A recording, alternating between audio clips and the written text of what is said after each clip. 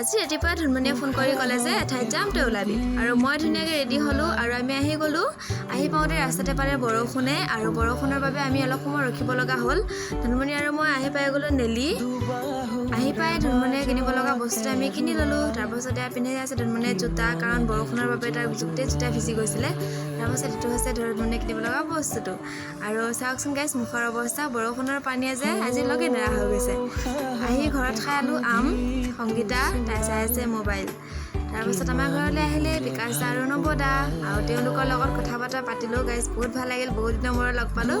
এয়া জেঠাই, নৱ দা, আশা, বৰষা চকু চাওকচোন গাইছ, কি দি আছে একেবাৰে।